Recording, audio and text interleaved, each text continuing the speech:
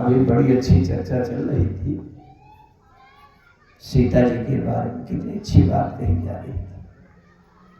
उद्भव स्थिति संहार कारिणी क्लेश हारिणी सर्वश्रेयस्करीं सीतां नतोहम राम वल्लभाम। महर्षि वाल्मीकि जी तो लिखते हैं सीतायास चरितम महत्। वाल्मीकि रामायण में सीता जी के महान आचरण पवित्र चरित्र की ही व्याख्या है। थोड़ी सी एक बात कहूंगा, मैं भी उसी में कल बोल रहा था। सीता जी को विवाद गोस्वामी जी ने भक्ति के रूप में देखा है, और कल हम यही चर्चा कर रहे थे कि जब सीता जी का हरण हो गया तो राम जी व्याकुल हो गए, रोने लगे। इसका मतलब सीता जी का सबसे ज्यादा महत्व है। नहीं तो राम जी स्वयं में आनंद सिंधु हैं, जो आनंद सिंधु सुखराज। लेकिन उसमें जो ये श्लोक कहा जा रहा था उसमें बहुत बारीक बात है, मित्रों ध्यान से सुनिए। उद्भव स्थिति संहार कारिणी क्लेश हारिणी, लेकिन ध्यान से पढ़े तो सर्वश्रेयस कारिणी क्यों नहीं है, सर्वश्रेयस करीम क्यों है? अब अगर सर्वश्रेयस करीम है तो उद्भव स्थिति संहार करीम क्यों नहीं है, कारिणी क्यों? बड़ा रहस्य भरा हुआ है। ये मानस की पंक्ति कविता नहीं है, छंद चौपाई नहीं है, मंत्र है। मंत्र में एक बिंदी का अंतर हो जाए तो उसका उद्देश्य बड़े ध्यान से समझना। सीता जी उद्भव स्थिति संहार ये करती नहीं है, क्लेश हारिणी क्लेश हरण करती नहीं है। बहुत ध्यान से समझिएगा। ये कारिणी माने करवाती है अपने कर्मचारियों से। किससे? जासवंश उपजहि गुण खानी अवगणित लक्ष्यों ब्रह्माणी। उद्भव स्थिति और संहार अक्लेश हरण करने वाला काम ये स्वयं नहीं करती बल्कि करवाती हैं। उमा रमा ब्रह्मादि वंदिता जगदम्बा संतत मनिंदिता। लेकिन ध्यान से समझिएगा, ये सृष्टि का क्रम है, सृष्टि का काम है। ये अगर सीता जी स्वयं करती रहे कि सबको उत्पन्न करें, फिर पालन करें, फिर संहार करें, तो इसी का खाने में लगे रहेंगे, कभी समय मिलेगा? इसलिए ये काम करवाने के लिए तो कर्मचारी नियुक्त हैं। कौन? उमा रमा ब्रह्मादि ब्रह्मणी, इनको सब दे रखा है, ये करते रहना। लेकिन ध्यान से समझना, सर्वश्रेयस करीम जहां बात आई, श्रेयस माने कल्याण, जीव का कल्याण करने की जहां बात आई, तो सीता जी किसी कर्मचारी पर विश्वास नहीं करती। करीम माने स्वयं करती हैं, जीव का कल्याण स्वयं करती है, और सृष्टि की बाकी जो शेष काम है वो अपने अन्य कर्मचारियों से करवाती हैं। ये सीता जी की घटना। क्योंकि जीव का कल्याण करने के लिए पता नहीं कौन कर्मचारी लापरवाही कर जाए, देखे ना देखे, इसलिए वो दूसरे पर नहीं छोड़ती। सर्वश्रेष्ठ करीम, करीम माने स्वयं करती है, और कारिणी माने करवाती है। ये विशेषता है उस श्लोक में, मंत्र में। आइए, मैं बात कर रहा था कल की चर्चा में करूं। राम जी की सीता जी का जो हरण हो गया, ये बात जब पूछना था मेरी सीता कहाँ है, तो किससे पूछा? किसी ऊंचे जाति वाले को नहीं ढूंढा कि जो सबसे ऊंची जाति वाला पंडित हो, जो सबसे बड़ा भारी नाम हो, महामंडलेश्वर धीश और वेदांताचार्य, ज्योतिषाचार्य और 1008 श्री, ऐसा कुछ नहीं हुआ। क्यों भैया? ये भक्ति का मामला है। जितने बड़े बड़े उपाधि, बड़े बड़े सिंहासन जिसके लग जाते हैं, मुझे लगता है कि शायद है कि वो भक्ति से उतने दूर हो जाता है, क्योंकि बहुत बड़ा बड़प्पन होने का अहंकार अवश्य आ जाता है। मैं इतना बड़ा, मेरे सामने है कोई मेरे सामने जो बात करे संस्कृत जानता हो? इतना अहंकार आ जाता है। कभी कभी अहंकार बोल पड़ता है, मुझे 1 लाख पन्ना याद है वेदों का। अब बताओ भक्ति आएगी वहां?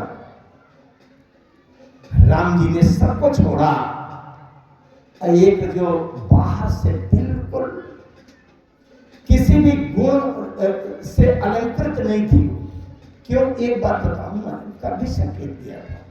संसार में जो अच्छे गुण होते हैं, अच्छे गुण तो अच्छे होते हैं, लेकिन अच्छे गुणों में एक खतरा बढ़ जाता है, अहंकार होने का खतरा बढ़ जाता है। जैसे आज के समय में कोई बहुत बड़े संपन्न व्यक्ति हो और 10 तोला का सोने का हार पहन के माताएं यहाँ हैं, क्या कहना है, रईसी की बात है। लेकिन जितने तोला का वजन बढ़ता जाएगा उतने लुट जाने का खतरा बढ़ेगा कि नहीं? इसी तरह से अच्छे गुण जितने बढ़ते जाएंगे उनको पचा करके विनम्रता जीवन में आने का खतरा बढ़ जाएगा, अहंकार होने लगता है, पचता नहीं है। शबरी जी में अरे गोस्वामी जी का देख लीजिए, ये केवल कथा की जुक्ति नहीं है मित्रों। दो लक्षण हमारे जीवन में सबसे बड़े बाधक हैं, जो आत्मा को परमात्मा से जुड़ने नहीं देते, जीव को ब्रह्म से मिलने नहीं देते। क्या है?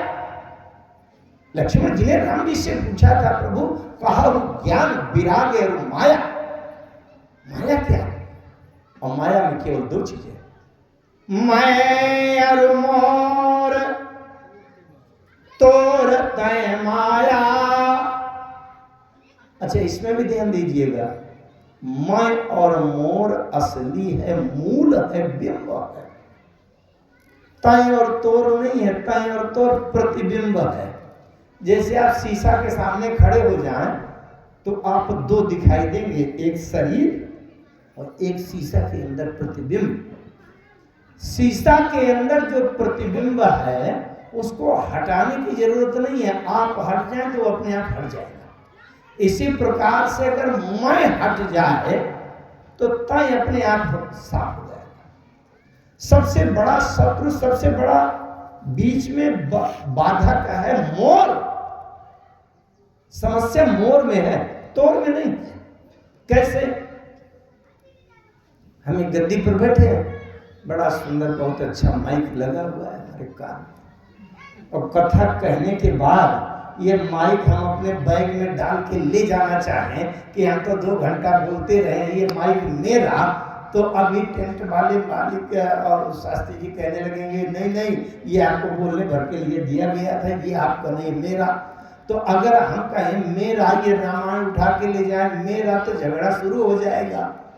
कैसे करते हैं? लेकिन अगर हम ये कुर्ता उतार के कह दें ये भी तेरा, ये चश्मा तेरा, मोबाइल तेरा, तो कोई झगड़ा नहीं है। आप कहोगे बढ़िया है, ऐसे तो कथावाचक रोज आओ। समस्या मेरा मेरा करने में है, तेरा में नहीं है। इसीलिए तो अभ्यास कराते हैं आरती में ना, तेरा तुझको अर्पण क्या लागे मेरा। अच्छा, मैं और मेरा, ये जीव और ब्रह्म के बीच में 2 बाधक हैं। इसीलिए मैं थोड़ा सा प्रसंग में 5 मिनट के लिए ले चलूं। उत्तरकांड में एक प्रसंग आता है, फिर लौट के यहीं आ जाऊंगा, आप लोग ध्यान से एकाग्रता से सुनेंगे, और आप लोग बड़े अच्छे परिपक्व श्रोता हैं। उत्तरकांड में एक प्रसंग आता है कि कौवा महोदय राम जी की बाल लीला में सम्मिलित थे। भुसुंडी जी महाराज जब कौवा बने थे और बढ़िया वहां राम जी के आंगन में उछले कूदे उछके, और जब भूख लगे राम जी की तरफ देखें तो राम जी मैया की तरफ रोवे, और माता जी जब मालपुआ बना कर दे तो राम जी से मुंह में लगाओ, भोग लगाओ, डाल दे। अब कौवा मजा करे, जूठन पड़े जे सो उठाई कर खाओ। एक बार क्या हुआ कि कौवा जब राम जी के नजदीक आवे तो राम जी हंसने लगे, और कौवा जब दूर भागे तो राम जी रोने लगे। आवत निकट हंसई प्रभु भाजत रुदन कराई। जब भागे तो राम जी रोने लगे। कौवा ने एक अर्थ लगाया कि व्यक्ति रोता कब है? जब कोई समस्या का समाधान उसकी पहुंच से, शक्ति सामर्थ्य से बाहर हो जाता है, तब व्यक्ति रोता है। तो कौवा ने अर्थ लगाया कि लगता है कि मुझको पकड़ पाना राम के बस में नहीं है, इसलिए रो रहा है। तो जरा मैं और दूरी उड़ान भरूं, ये देखूं कि राम कितना रोएगा, पता चल जाएगा कि ये असली राम है कि नकली राम। तब मैं भागी चलो उरदारी, और राम गहन कहां भुजा पसारी। कौवा बोलने लगे, छोटे से राम 7 साल के थे, और उन्हें छोटा सा 8 इंच वाला हाथ ऐसे उठाया, और वो हाथ कहां कहां पहुंचा। जिम जिम दूरी उड़ाऊं आकाशा, तहां हरि भुज देखूं निज पासा। कहां तक गए? बोले ब्रह्मलोक लगी गयो मैं, अरे चितयो पाछी उड़ात। अजुग अंगुल कर बीच सब, राम भुज ही मोहि तात। कौवा महोदय उड़े और राम जी बालक थे, इतनी सी भुजा ऐसे उठा दिया तो यहां से लेकर ब्रह्मलोक तक, पीछे से राम की भुजा, आगे आगे कौवा, पीछे से राम की भुजा। और अंतर कितना? जुग अंगुल, जुग माने दो अंगुल।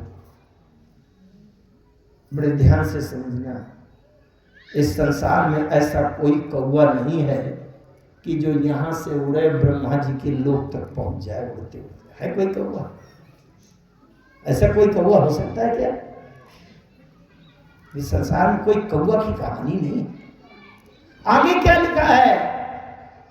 सप्तावरण भेद करी। सप्तावरण जानते हैं? भूर लोक, भुआ लोक, स्वाहा लोक, महालोक, जिला लोक, तपा लोक, सत्य लोक, ये सप्त आवरणों का भेदन करके सप्तावरण भेद करी, जहां लगे गति मोरी। ये मोरी कौन कह रहा है?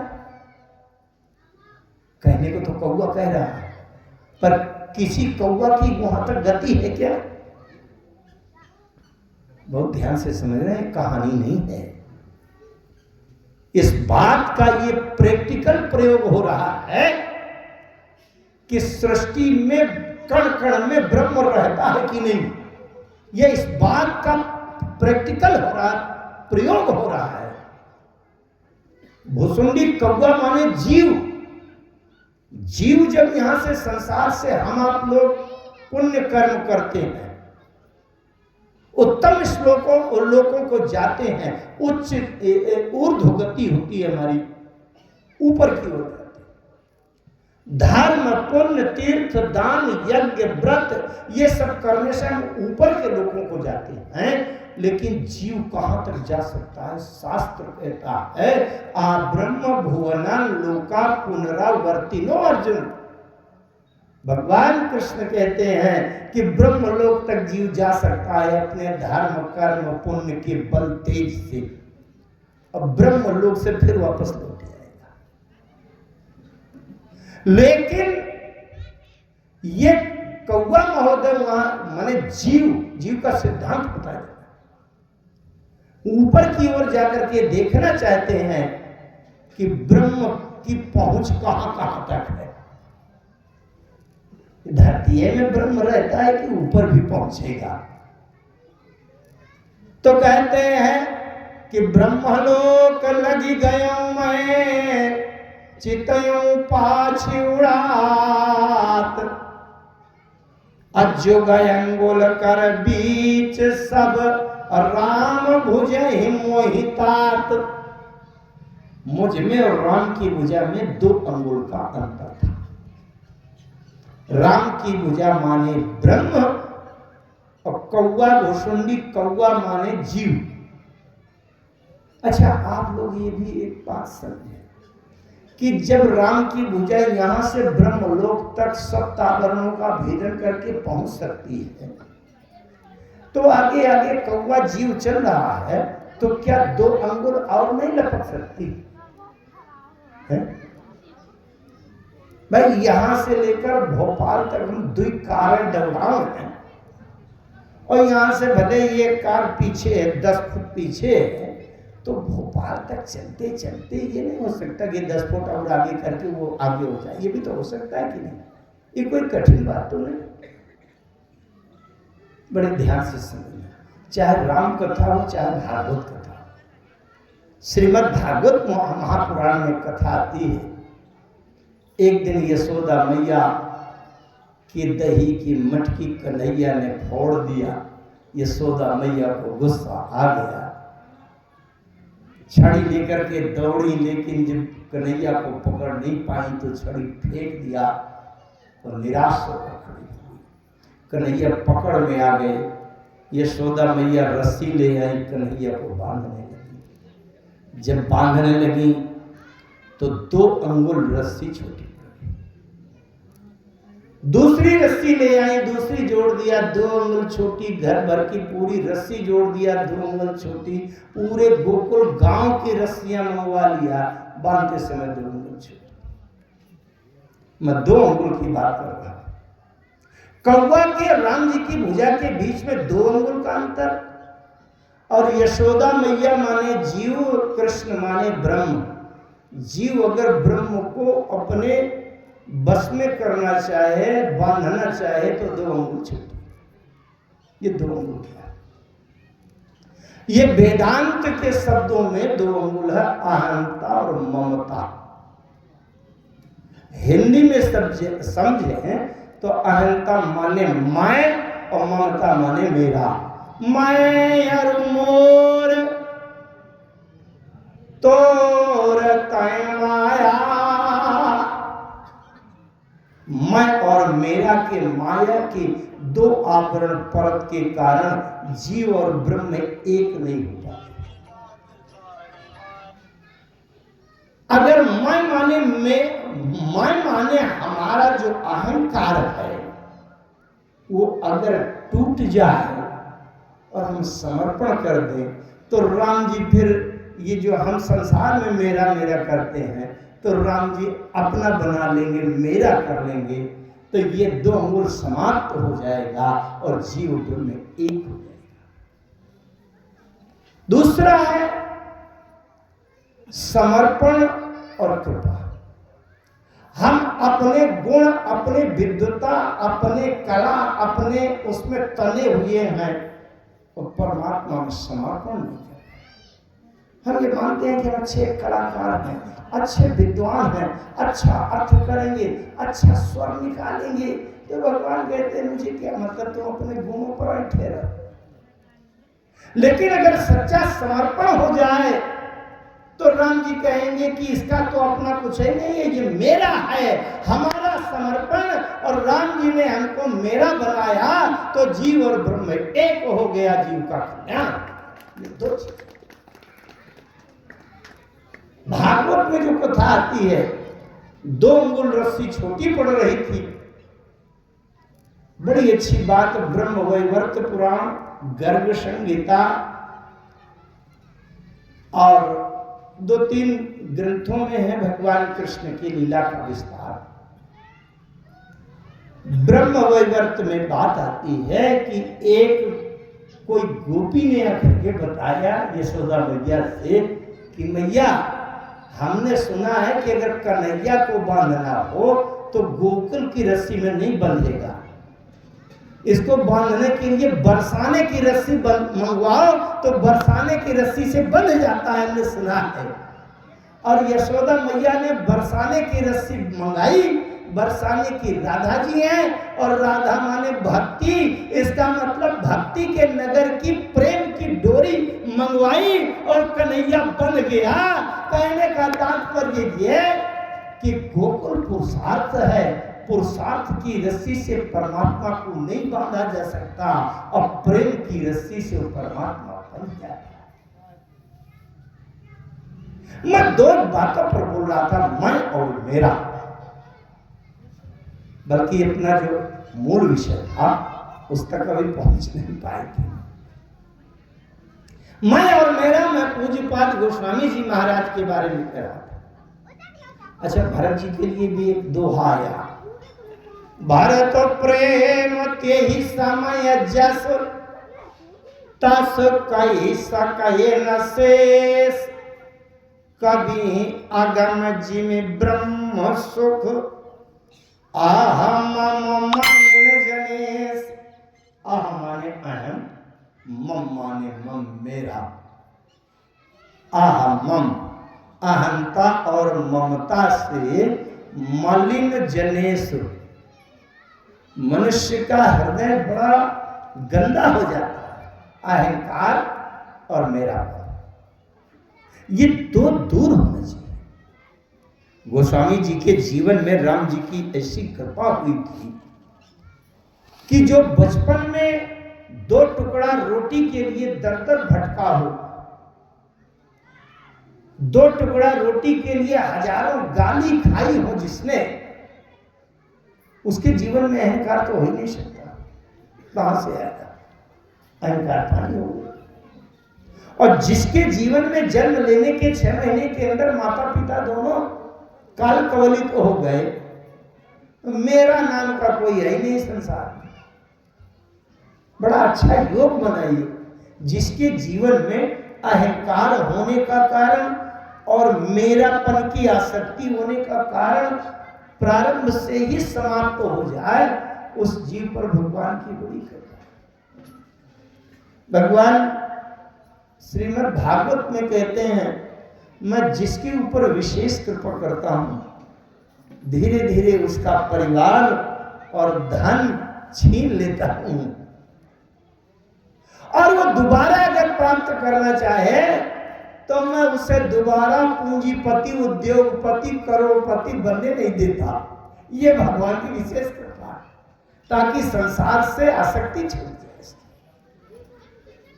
आइए, मैं बोल रहा था, मेरा विषय था कि राम जी की सीता जी का जब अपहरण हो गया तो राम जी ने सीता जी का पता पूछने के लिए किसी ऊंचे कुल वाले, ये नहीं देखा कि कौन सबसे श्रेष्ठ ब्राह्मण, कौन सबसे ज्यादा तपस्वी है, किसको वेदांत का ज्ञान है, ज्योतिष का किसको, उससे नहीं पूछा। क्यों?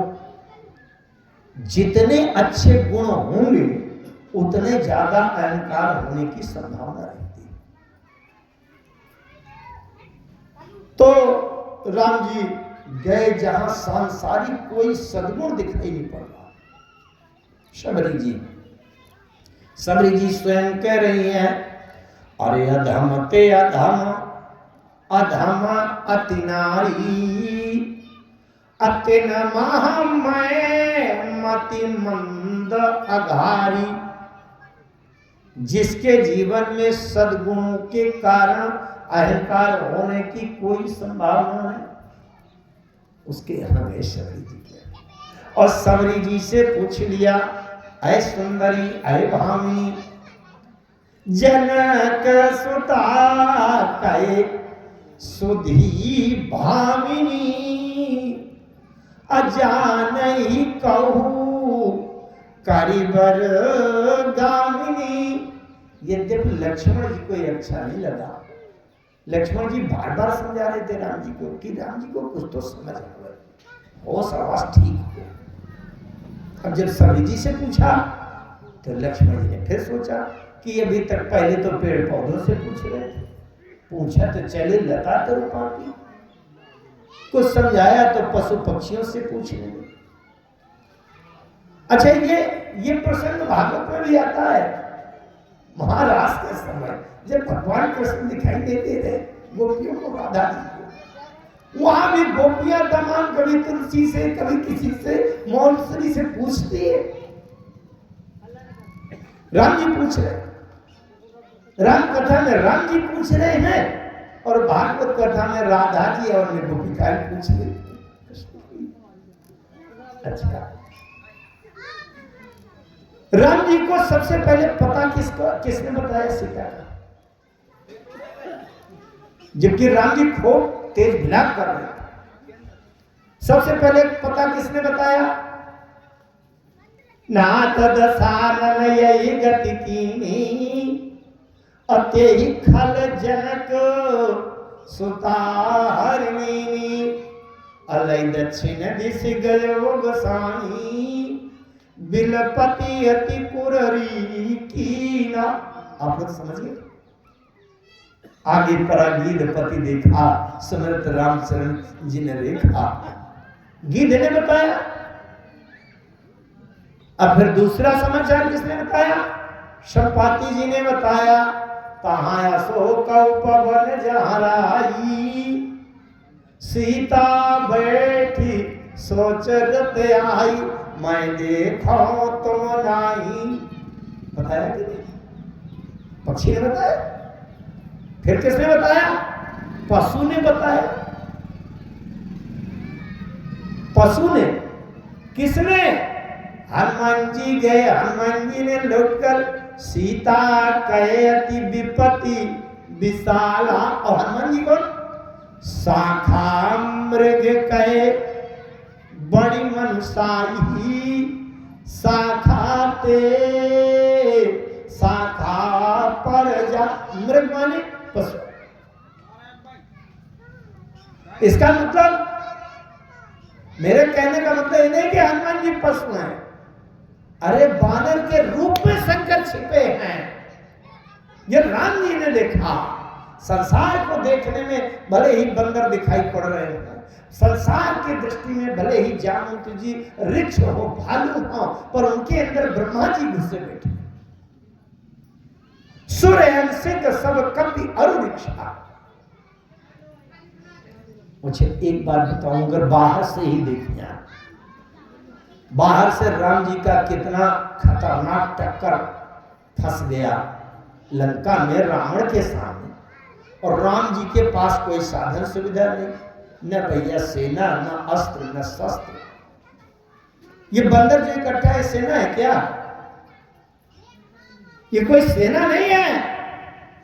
रावण को जब लंका में बताया गया कि राम जी ने बंदर भालुओं की बड़ी सेना इकट्ठा किया है, कहीं किसी दिन आक्रमण न कर दे, रावण कहता है दूतों से, चुप रहो मूर्खों, कहीं शांत बैठो, बहुत अच्छा हुआ जो आवे मरकट कट पाई, तो जिये ही बेचारे निश्चर खाई। आ जाने दो, घर बैठे भंडारा की व्यवस्था हो गई, घर बैठे भोजन मिल जाएगा। है?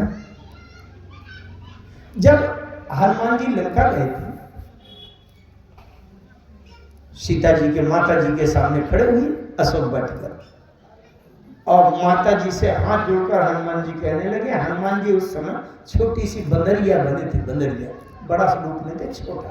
माता के सामने है ना, तो माता के सामने पुत्र छोटा होता है। हनुमान जी कह रहे थे, माता जी थोड़े दिन की तो बात है, हिम्मत बांधो, काम बन जाएगा। सीता जी ने कहा, अच्छा क्या काम बन जाएगा? बोले हमारे राम जी आएंगे लंका में, अब बहुत से बांदर साथ में लिवा लाएंगे बंदरों को। सीता जी ने कहा, बंदरों को लिवा लाएंगे? काय के लिए? मदारी का खेल दिखाएंगे क्या? डमरू बजा के कुड़कुड़ कुड़कुड़ जैसे नचाएंगे क्या? हनुमान जी ने कहा, नहीं माता जी, नचाएंगे नहीं, राक्षसों को मार डालेंगे और आपको ले जाएंगे। मानस में लिखा है, कछुक दिवस जननी धारी धीरा, अरे कपिन सहित रघुबीरा अनिश्चर मारी तो हिलई जई अतिहु पुर नारदादी जसु गई है। सीता जी को बड़ा आश्चर्य हुआ, अरे बेटा छोटे से बच्चे तो हो, तुमको समझ नहीं है।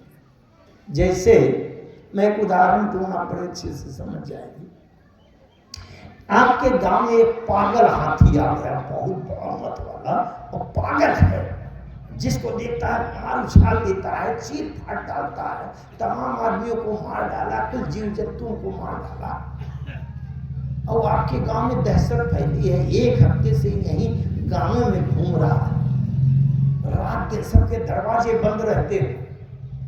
एक दिन आपको बहुत जरूरी काम है, एक मोहल्ले से निकलकर दूसरी जगह जाना है, वो बिना निकले आपका बनता नहीं। अब आप निकले और बीच में डर लगता जा रहा है कहीं से पागल हाथी ना आ जाए। अब आपके साथ में 3 साल का छोटा सा नाती आपकी हाथ की उंगली पकड़े चल रहा है, और आप डर रहे हैं कि कहीं से पागल हाथी ना आ जाए, जल्दी से निकल जाए।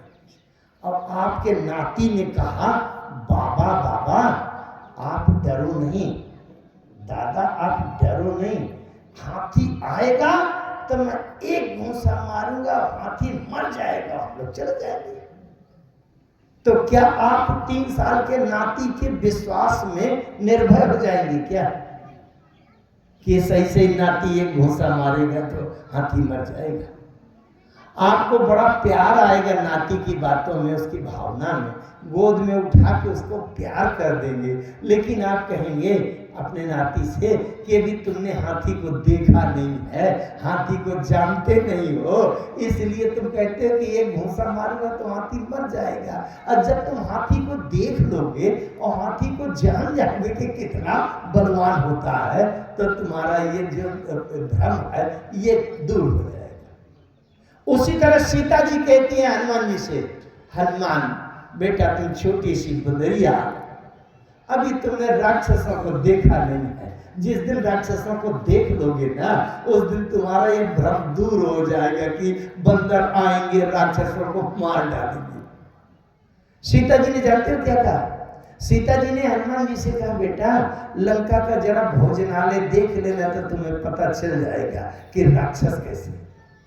और हनुमान जी ने जब लंका का भोजनालय देखा, क्या देखा? तो कहूं मैं समानुष धेनु खरयज खल निशाचर भक्षही। वो राक्षस कहीं भैंसा खा रहे थे, कहीं गधा घोड़ा खा रहे थे, गाय खा रहे थे, बकरा बकरी खा रहे थे, मनुष्य खा रहे थे। जो राक्षस भैंसा गाय गधा घोड़ा खा रहे हो, उसके सामने अगर बंदर आएगा तो क्या होगा? अरे चटनी का स्वाद बदल जाएगा और क्या होगा? जो भैंसा घोड़ा गधा खा रहे हो और बंदर आ गया तो बंदर को भी खा जाएंगे कि नहीं? स्वाद बदल गया। बड़ी ध्यान से समझना मैं क्या कह रहा था। राम जी का सबसे बड़ा टक्कर हो गया लंका के उस त्रैलोक्य विजेता रावण से, जिसके सामने बरोन कुबेर सुरेश समीरा रन सन्मुख धारी काहू न धीरा। मंदोदरी रावण से कह रही थी कि भोज बल जीते काल जम साई, आवाज प्रभु अनाथ की नाई। कहने का मतलब जिस रावण के सामने वेद पढ़े विधि शंभु सभित पुजानन रावण सोनित आवे, ब्रह्मा जी घबराते थे, शंकर जी का साहस डगमगाता था, वरुण कुबेर इंद्र पवन यमराज काल ये थरथराते थे। हनुमान जी जब गए मैं ये कह रहा था, ध्यान से समझिएगा, जिस समय राम का इतना बड़ा सामना हुआ कि त्रैलोक्य विजेता, जब हनुमान जी लंका गए तो रावण ऐसे सिंहासन में बैठा था और देखा तो 10, 12, 15 लोग हाथ जोड़े खड़े थे। और जब रावण ऐसे देखे और उनकी तरफ दृष्टि जाए, थर थर थर थर कांपने लगते थे। उनको लगता था कि लगता है हमारा जीवन समाप्त हुआ। जानते हो कौन थे? इंद्र, वरुण, कुबेर, पवन, यमराज, काल, ये सब खड़े थे। गोस्वामी जी ने मानस में लिख दिया, कर जोरे सुर दिसिप विनीता, भ्रकुटि बिलोकत सकल सभीता। ये जो मृत्यु यमराज काल है, ये रोज 7 बजे सुबह रावण के चरणों में अपना माथा सिर टेक कर और हाजिरी लिखवाने आते थे, सरकार आपके चरणों में। ऐसे रावण से जब राम जी का सामना फंस गया, ये बताओ इस धरती का कोई पंडित गया राम जी के साथ में सहयोग करने? इस धरती संसार का कोई साधु संत, योगी, विरागी, वेदांती कोई गया? राम जी जानते हैं मेरा साथ केवल बंदर भालू देंगे, इसलिए हे खग मृग, हे मधुकर श्रेणी, तुम देखी सीता। अब अगर पूछा तो सबरी जी से पूछा, यद्यपि लक्ष्मण जी को अच्छा नहीं लगा। लक्ष्मण जी ये देख रहे थे कि राम जी अगर सीता जी का पता पूछे, पेड़ पौधे क्या बताएंगे, पशु पक्षियों से क्या पूछेगा? अरे पूछे तो अच्छे किसी पंडित से पूछे, जिसको पत्रा पोथी का ज्ञान हो, मुहूर्त का, नक्षत्र का, दिशा का, लग्न का ज्ञान हो, वो विचार कर बताएंगे। लेकिन लक्ष्मण जी कुछ कह भी नहीं पा रहे थे। और राम जी से जब जटाई में बता दिया, नाथ दशानन ये गति कीनी और ते खल जनक सुता हरिनी, ल दक्षिण दिश गए गोसाई, बिलपति यति कुररी की न। राम जी ने सबरी जी से पूछा, लक्ष्मण जी चुप रहे, लेकिन मन में अच्छा नहीं लगा कि ये भी राम जी का समझ अभी ठीक संतुलित नहीं, मन अभी संतुलित नहीं। पूछ भी रहे तो इससे पूछ रहे जिसको कुछ आते जाता नहीं, जिसको न नक्षत्र का ज्ञान, न मुहूर्त का ज्ञान, न कुछ। अरे पूछते, अब बड़ी अच्छी बात है कि राम जी ने पहले पेड़ पौधों से पूछा, उसके बाद पशु पक्षियों से पूछा, और अब पूछ रहे हैं मनुष्य से पूछने में जब शुरुआत किया। अरे तो किसी अच्छे पंडित, ऋषि, मुनि, संत, महंत, योगींद्र, मुनींद्र से पूछते। पूछा तो किससे पूछा? जो अनपढ़, गंवार, अशिक्षित, कुछ नहीं जानती और जाति की बड़ी नीची, उससे पूछ रहे। लेकिन जैसे सबरी जी ने बताया, अरे पंपा सरे जाहु रघुराई, अतः होई सुग्रीव मिताई, सो सब कहीं देव रघुवीरा, जानत हूँ पूछहु मति धीरा। लक्ष्मण जी को बड़ा आश्चर्य हुआ, अरे राम जी ने इससे पूछा और इसने बता नहीं दिया। एक बहुत बारीक बात मैं कहूंगा, बहुत ध्यान से समझिए, वो कथा नहीं है, बहुत बारीक बात है, ध्यान से सुनिएगा। कल 3 प्रश्नों की चर्चा हुई थी, हमारे राघव जी ने बड़ी अच्छी बात उठाई थी। मैं उस पर व्याख्या नहीं करूंगा, लेकिन एक लक्षण बताऊंगा। सब किसी भी पंडित से, ज्ञानी से, विद्वान से अगर कुछ पूछा जाए, सबसे पहले कहेगा, अरे मैं तो आपका सेवक हूं, मैं तो विद्यार्थी हूं, मैं तो सीख रहा हूं, मैं तो जानते नहीं हूं। कोई संगीत का, गायन का, कीर्तन का कार्यक्रम हो ना, तो पहले बैठते ही वो हारमोनियम पकड़कर बजाते हैं, सर गुणी हूं ना गायक हूं, कुछ नहीं, लेकिन भीतर से भी भरा है। पहले तो ये कह दूं कि मैं गुणी नहीं हूं, गायक नहीं हूं, जानता नहीं हूं, लेकिन जहां लक्ष्य तर्ज ताल मात्रा निकालूंगा तो अभी सब दंग रह जाएंगे।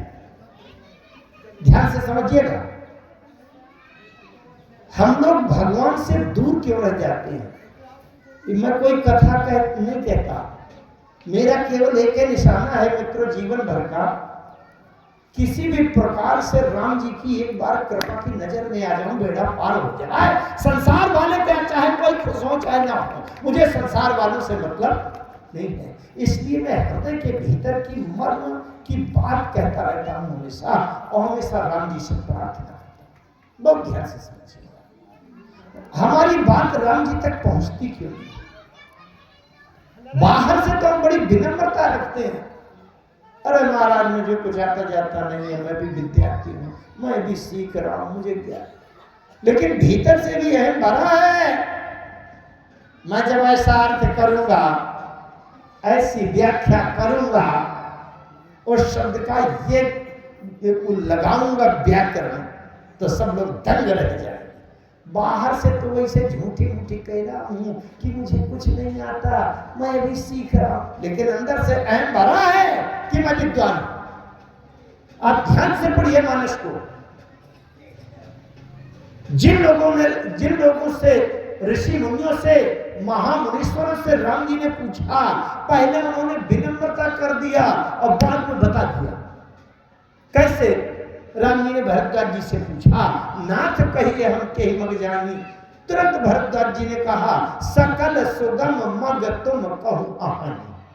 अगर आपने ये कह दिया कि सकल सुगम मग तुम कहु आहानी, तो बाद में मार्ग दिखाने वाले क्या दे रहे हो? अगर सत्यता यही है तो क्या बता रहे हो? और बाद में अरे साथ लागी मुनि शिष्य बुलाए, सोनी माने मुदित 50 आए। शिष्य माने चेला, भरद्वाज जी ने 50 चेला बुलाए और कहा जाओ राम को रास्ता बताया। इसका मतलब विद्वता का अहम है। जैसे हमसे कभी कोई प्रश्न पूछे कि महाराज ये प्रश्न का क्या है रहस्य, ये छुपाइए, और कहिए हमसे क्यों पूछ रहे हो, हमारे चेला से पूछो, विद्यार्थी से। इसका मतलब ये अहंकार है हमको कि तुम्हारे जैसों के प्रश्न का उत्तर बताने के लिए हमारे चेला तैयार, गुरु को परेशान होने की जरूरत नहीं। इसका मतलब भरद्वाज जी भी ये व्यक्त करना चाहते हैं, राम जैसे को रास्ता दिखाने के लिए हमारे चेला, साफ साफ स्पष्ट शब्द आया है, साथ लागी मुनि शिष्य बुलाए। शिष्य माने चेला, विद्यार्थी। ये कहीं भी वाल्मीकि से पूछे मैं कहाँ रहूं, वाल्मीकि जी कहते हैं पूछो मोहि की राहु कहाँ, मैं पूछत सकुचाऊं, जहाँ न हो तहाँ देहु कही, तुम ही दिखाऊं ठाऊं। अब जब आप नहीं कण कण में व्याप्त बता दिया, बसे हुए बता दिया, तो बर्बाद में जगह क्यों बता रहे हैं? चित्रकूट गिर करहु निवासु क्यों बता रहे? इसका मतलब हमको ये है कि पहले तो मैं विद्वता झाड़ दूं, बाद में जगह बता दूंगा। सभी ऋषियों मुनियों में सब में एक बात है, हम लोग बाहर से विनम्रता दिखाते हैं और अंदर अपने गुण का, ज्ञान का, विद्वता का अहम भरा हुआ है। ये राम जी से सच्चे हृदय से जुड़ने नहीं देता हमको। शबरी जी में विशेषता ये है, विशेष बात देखिएगा, शबरी जी से जब राम जी ने पूछा, जनक सुता कई सुधी भामिनी अजानहि कहु करिबर गामिनी, शबरी जी ने एको बार नहीं कहा कि मैं नहीं जानती, मुझे क्या पता, मुझसे क्यों पूछा, एको बार नहीं कहा, और सीधे बता दिया कि पंपा सरहि जाहु रघुराई, अतः होई सुग्रीव मिताई। इसका मतलब जितनी जानकारी है प्रभु आपके सामने, इसमें कोई बनावटी नहीं है कि मैं बनावटी कहूं कि मुझे कुछ नहीं आता। लेकिन बाद में सबरी जी ने समर्पण किया। क्यों? ये बताने पर कहीं अहम ना हो जाए कि मैंने राम जी को बताया है। तो सबरी जी ने कह दिया, तुम्हारे पूछे हो नाथ मोहता है, तुम्हारे वचन प्रभावकारी जा। वो तो उन्होंने कहा अगस्त जी ने, लेकिन सबरी जी ने कह दिया, प्रभु मैं तो केवल आपके चरणों में समर्पण हो सकती हूँ और कुछ मुझे नहीं।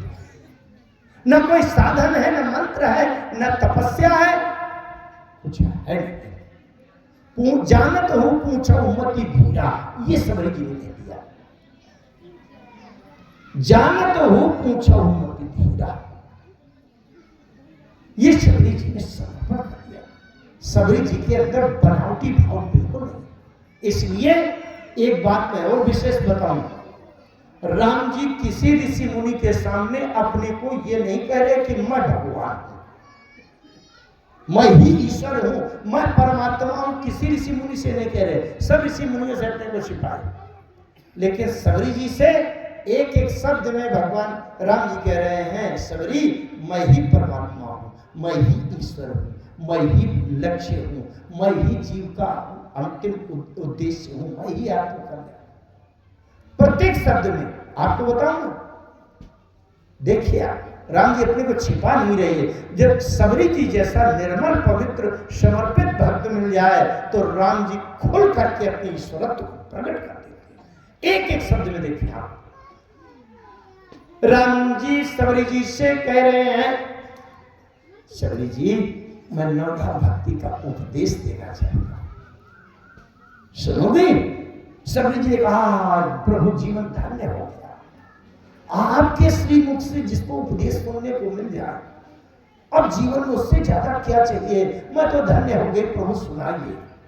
नवधा भगति कहूं तो ही पाई, सावधान सुनो धर्म नमाई। प्रथम भगति संतन कर संगा, दूसर रति मम कथा प्रसंगा। ये दूसरी भक्ति है कि मेरी कथा में प्रेम हो जाए, मेरी कथा में। इसका मतलब राम जी अपना ईश्वरत्व तो खोल रहे हैं, मैं ही सबसे बड़ा ईश्वर हूं, मैं ही परब्रह्म परमात्मा हूं। अब मेरी कथा में प्रेम हो जाए, ये जीव का ये अहोभाग्य है। दूसरी भक्ति गुरुपद पंकज सेवा, तीसर भगति यमान।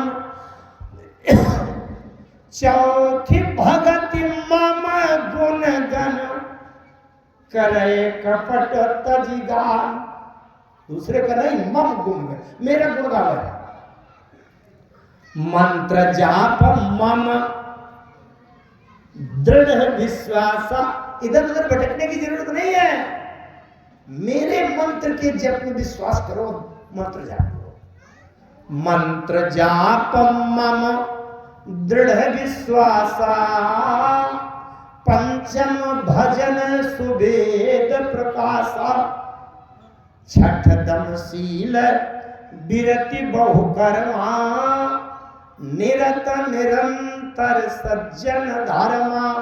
सातों सम मोहि मय जग देखा। क्या है? ईश्वर तो प्रकट कर रहे हैं। शरीर सातों सम मोहिमय जग देख, संसार को मुझसे युक्त देखना, हर जगह मैं ही हूं। भगवान की भगवत्ता स्पष्ट हो रही कि नहीं? सातों सम मोहिमय जग देखा, अमोते अधिक संत कर लेखा। नवम सरल सब सन छलहीना, अम्मम भरोसहिया हारसन दीन।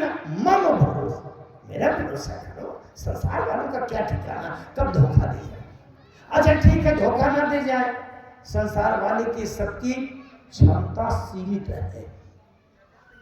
आपके कोई रिश्तेदार प्रधानमंत्री बन गए, प्रधानमंत्री की जब सूत्र से श्वास बंद हो जाएगी तब प्रधानमंत्री नहीं अपना कुछ कर पाएंगे तो वहां क्या करेंगे बोलो। मैंने विभिन्न दिशाओं की दृष्टि से देखने पर संसार का प्रत्येक व्यक्ति अपूर्ण है, अधूरा है, किसी दूसरे के भरोसे है। लेकिन राम जी किसी दूसरे के भरोसे नहीं है। रामस्तु भगवान स्वयं। इसलिए राम जी सबरी जी से हर वाक्य में स्पष्ट कर रहे हैं कि मेरा ही स्मरण सबसे। अच्छा, जब राम जी ने, एक बार बताऊंगा और बात बता करके मैं वाणी को विराम की ओर ले चलूं। राम जी का उद्देश्य था कि सबरी की स्तुति करें, सबरी जी की स्तुति करें। लेकिन सबरी जी इतने विनम्र हैं, इतनी सरल हैं, भगवान में समर्पित हैं कि सबरी जी की स्तुति करते अगर तो सबरी जी को कष्ट होता। निज गुण श्रवण सुनत सकुचाही, ये भक्त का लक्षण होता है। अगर राम जी सबरी जी की प्रशंसा करते, स्तुति करते, तो सबरी जी को संकोच होता, कष्ट होता। राम जी मुझे इस तरह के, तो राम जी को सबरी जी की स्तुति तो करना है, लेकिन कैसे, उसकी युक्ति कितनी बढ़िया लगी। एक शब्द ने राम जी ने जो नवधा भक्ति का जो उपदेश दिया था, एक वाक्य में वो पूरा का पूरा उपदेश स्तुति में बदल गया। एक बात मैं और कहूं बीच में आ रही है याद में, 9 प्रकार की भक्ति बताई गई है। 9 प्रकार की भक्ति में से 8 प्रकार की भक्ति में शर्त लगी है, शर्त। अगर वो शर्त आपने नहीं निर्वाह किया तो आपको लाभ नहीं मिलेगा, वो भक्ति नहीं मिलेगी।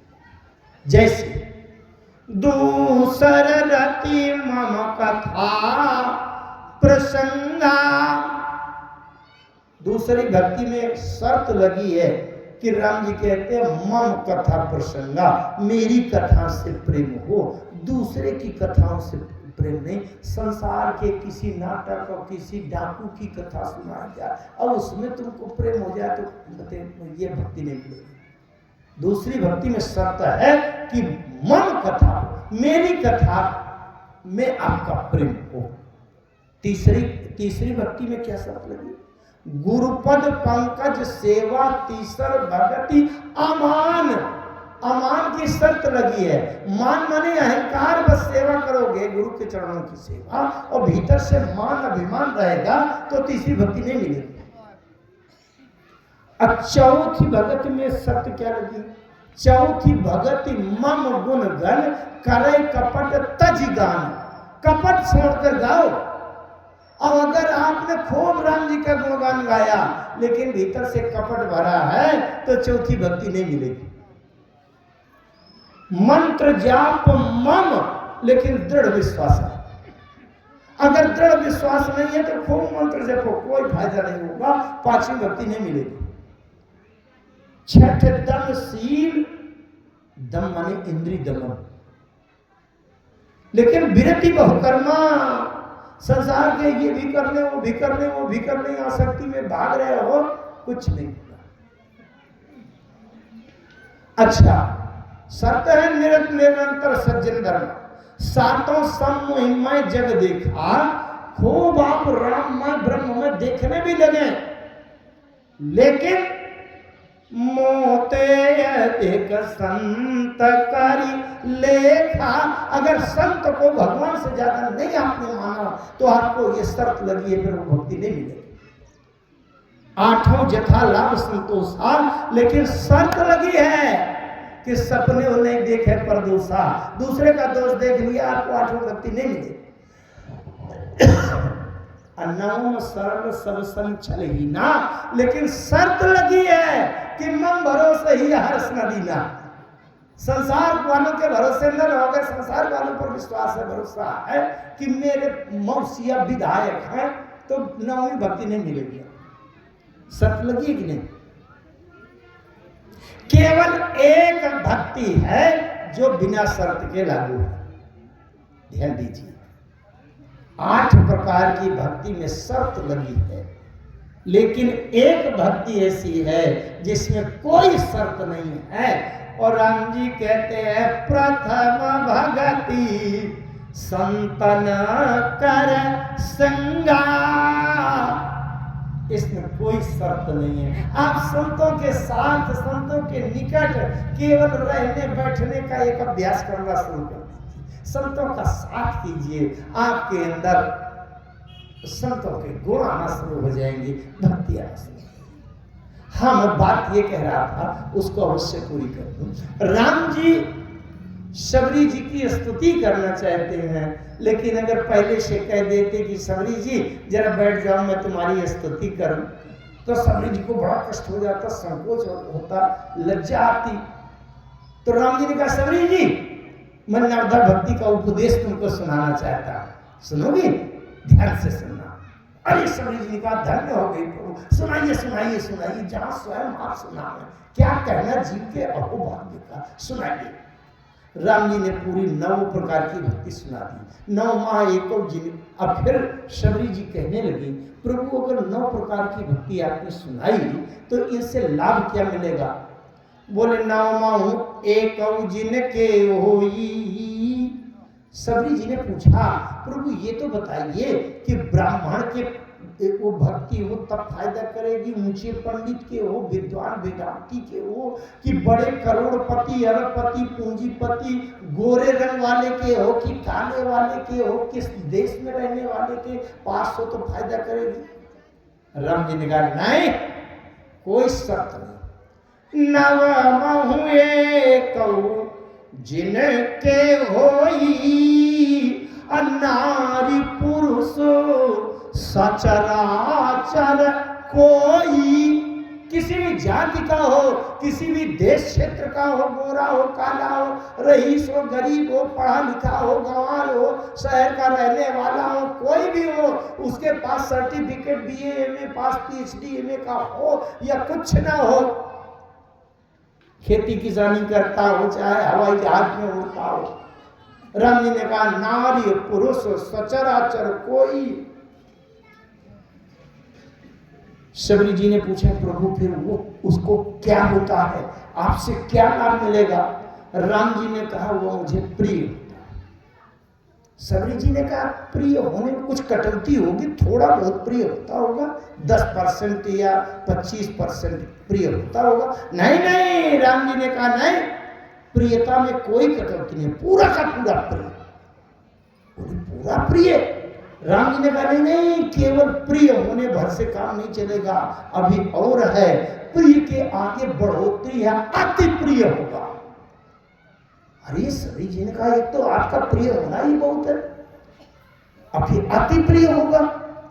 राम जी ने कहा केवल अति प्रिय नहीं, अभी और ज्यादा महत्व उसका बढ़ रहा है, अति से भी 100 गुना ज्यादा प्रिय होगा। सोई अतिशय प्रिय भामिनी मोरे।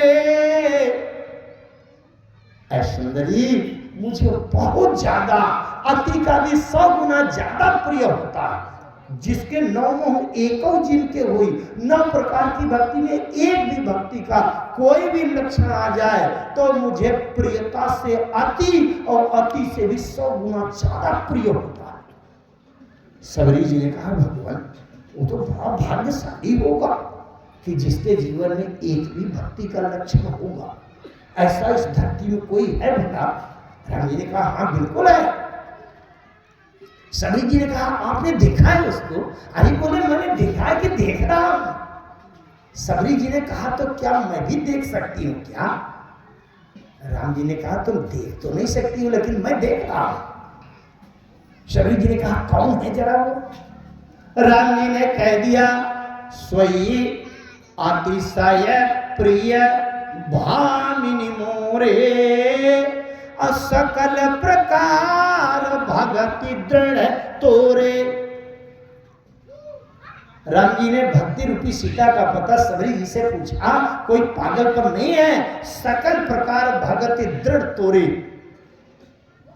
संसार में शास्त्रों में जितने भी प्रकार की भक्ति हुआ करती हैं, ऐसे वैसे डगमगाते हुए लक्षण नहीं, सब प्रकार की भक्ति दृढ़ता से, मजबूती से, कूट कूट कर सबरी जी तुम्हारे जीवन में भरी हुई। इसलिए तुमसे भक्ति सीता का पता पूछा, साधारण बात नहीं। अगर मैं इसके आगे एक अपने भाव की बात ये कह दूं, बस वही वाक्य कह करके वाणी को विराम दिया, ये कह दूं कि संसार में 3 लोग 14 भुवन में अगर किसी के पास भक्ति है तो उसे सबरी जी के लक्षण से मिलान किया जाएगा, क्योंकि सबरी जी में सकल प्रकार भगति दृढ़ तोरे, सब प्रकार की भक्ति है। अगर किसी के जीवन में भक्ति है तो उसके जीवन को सबरी जी के जीवन के लक्षण से मिलाया जाएगा। अगर सबरी जी का कोई भी लक्षण किसी के जीवन में मिलते हैं तब तो यह पक्का प्रमाण हुआ कि इनके जीवन में भक्ति है। अगर सबरी जी का लक्षण नहीं मिलता तो उसके जीवन में भक्ति नहीं है, उसका कोई प्रमाण नहीं। क्योंकि राम जी ने कहा है इस सृष्टि में जितने भी प्रकार की भक्ति होती है वो सकल प्रकार भगति दृढ़ तोरे। सबरी जी साक्षात भीतर से बाहर तक भक्ति ही भक्ति है। भक्ति में क्या है कि बाहर की सुंदरता का महत्व तो नहीं है मित्रों, कपड़े कैसे पहनता है, दाढ़ी बाल कैसे हैं, तिलक चंदन कैसा है, चिमटा कमंडल कैसा है, इसका महत्व नहीं है। भक्ति के लिए तो हृदय की निर्मलता, पवित्रता और प्रेम और बिल्कुल निस्वार्थ प्रेम समर्पण की भावना होनी चाहिए। आगे की चर्चा हम कल की सभा में करेंगे। आइए दरबार भगवान की शरणागति में समर्पण और वाणी को विराम।